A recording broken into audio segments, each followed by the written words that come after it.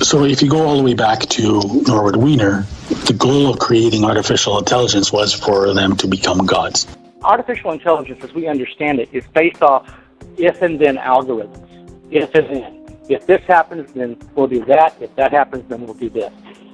That's artificial intelligence as we know it, and that's artificial intelligence which is on the market today. This is not based on if and then algorithms. Mind control technology today that the CIA and DIA are using, DARPA is using, for the purposes of training, research, and development, it's not based on if and then algorithms.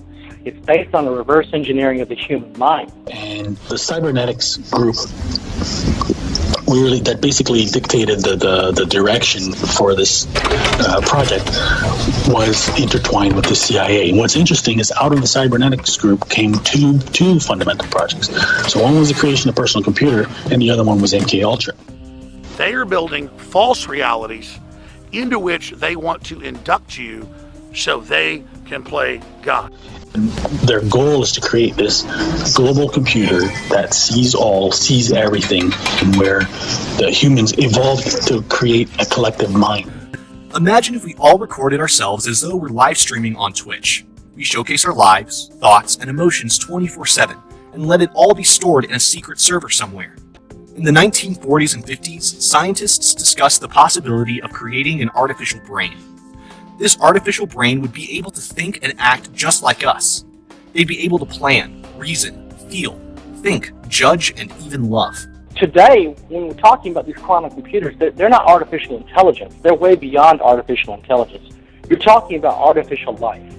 These supercomputers are actually artificial life. They're remote neural networks with a will, intellect, and emotion of their own. Now, where did they get that will, intellect, and emotion? So Google was set up 18, 19 years ago to build a giant artificial supercomputer based on the neuron activities of the hive mind of humanity, with billions of people wired into it with the Internet of Things. And so all of our thoughts go into it. They got the will, intellect, and emotion from the millions of people who have been targeted with this technology through the decade, whose personality, the digital bio algorithms were uploaded back into the system. And so using those algorithms, they're able to mimic the will, intellect, and emotion of those that they copied. It is called a digital twin, and it represents a new era in simulation, a new world of predictability, a promising new tool for engineering the future. A digital twin is a complete virtual prototype of an entire system. A frequency is emitted from a device and hits the target at the resonant frequency that target's body, brain, and DNA are already resonating at, already vibrating at. They sync up, and there is, for lack of a better term, a frequency superhighway that is connected between the device and the targeted individual. And it is upon this frequency superhighway that you can send data and information and instructions to the targeted individual, much in the same way that you can send data and instructions over fiber optic cables that power the internet, for example. Your brain reality is your reality. And if, in fact, I can import information into that brain and take outputs from that brain and link that to an avatar so that brain thinks that it's embodied, moving in the world and experiencing the world, can we do this? Yeah, we can do these kind of things. And that's very much what's going on. They have, unfortunately, hacked the human mind, hacked the human brain and the human body. And it is, once that superhighway a frequency is set up between the device and the targeted individual, they can send instructions. And those instructions ride on the wave of frequency that it was tuned into the individual's resonant frequency. And then they can send instructions that manipulate thoughts, manipulate emotions, manipulate behavior, and manipulate even the vitals and so forth, the heartbeat, the breathing pattern of the targeted individual. And they obtain remotely an EEG readout of your brainwave signature. It's called a digital brainwave imprint. And they take that digital brainwave imprint, that digital copy of your brainwave signature, and they download it, or I should say upload it back into their supercomputer, which is actually a conscious computer. And then they tie you to that conscious computer for life. How? By way of a continuous stream of energy, of electromagnetic low-frequency waves that are specifically tuned to your unique brainwave signature. Nobody else on Earth has the same brainwave signature.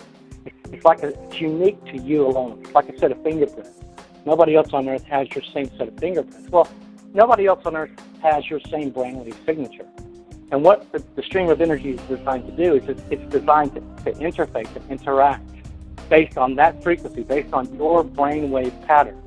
And that's how it's able to speak to. It's able to speak to and decode the neurotransmitters in your brain, and that's how they're able to turn the brain of the mind control victim into their very own visual, verbal, and auditive communication system. It takes time. They have to build a cognitive model for the purposes of being able to do that.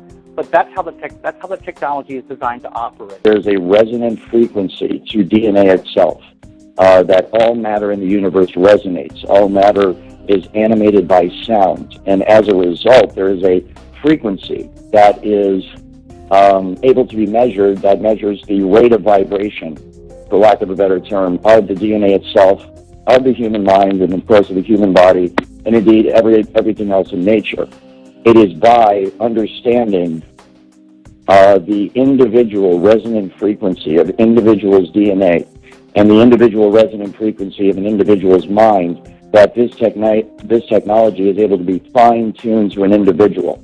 And the only reason for that is to hook up the technology to the individual. The Human Genome Project was carried out at the Lawrence Berkeley National Lab, where I was a staff scientist for 5 years. They were tracking people in the lab by the electromagnetic frequency emitted by individuals' DNA. What we know about Google is that they are doing DNA surveys from space. And it seems to be on a grid system. So they're doing a survey from space, and they went down the west coast of South America and then came up the east coast, and now they're in Southeast Asia. This is part of the United Nations Agenda 21 program, tracking and identifying of humans and animals. The DNA in every living thing has a unique frequency and signal. That is what they're using, what they're focusing on, and what they're weaponizing to completely control us. They obtain an EEG digital brainwave imprint of your brainwave signature. They download that back into their supercomputer, their conscious computer, and then they tie you to that supercomputer for life by way of a continuous stream of energy, a continuous stream of electromagnetic low frequency waves. And that stream contains a hidden carrier frequency. And so the resonant frequency of the DNA is what they use to fine-tune the technology to take total control of your entire body, spirit, soul, being, and mind. It's total not only mind control, it's total human being control. And it is the essential element that allows them to manipulate your emotions so totally and completely, to manipulate your thoughts so totally and completely, to manipulate everything you do and see and hear and think and feel every single minute of every single day. And it comes down to a kind of system that resembles old-fashioned telephone system. You have like dial-in codes, and each frequency you give in, like do-do-do-do-do-do-do, every frequency you give in is switching on one single DNA element, making it open to take the next step. What they do is they go and get your garbage in front of your house and get your DNA. And then once they've got your DNA sequence, they can then go to a supercomputer and they can biocode directed energy attacks that will only go and bioresonate with your body.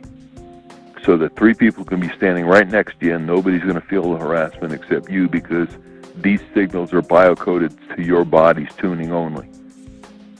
And then they can send down B2K, they can send down any symptom they want, because they're in full control of the bioresonance of your bioenergy. All they need is to kind of identify your DNA fingerprint, like with your name, and then they can watch you 24 hours a day. This is one part. The other part so we are running a GPS system. Yes. And so once you have connected the targeted individual with the frequency, and they resonate together, then you have a perfect avenue upon which to send and receive information back and forth. And that's exactly how they manipulate someone's thoughts. They send voices into someone's head. They manipulate their emotions. They manipulate their behavior. And then that's also how they receive back from the individual in real time the vital signs, the emotions, the thoughts, what the person's seeing, what the person's hearing. And then all that information, of course, is rendered on a computer elsewhere via software, and it can be monitored and tracked in real time. Let's imagine that we could take our brain out of our body and keep it alive in a glass box.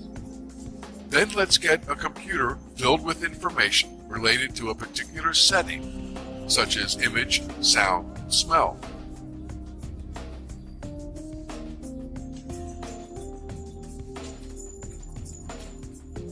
We'll connect this computer to the brain with electrodes and send the pre-recorded data to the brain. As our brain receives these signals, it will see and live the setting that the computer is transmitting. We could also send signals to the brain from this computer about our own image. For example, we could send the electrical information, such as the sight, hearing, and touch, that we would experience while sitting at a desk. Our brain would perceive that we were a businessman sitting in his office. This imaginary world would continue as long as the information kept coming from the computer, and we would never realize that we were actually a brain sitting in a glass box. They are building false realities into which they want to induct you so they can play God.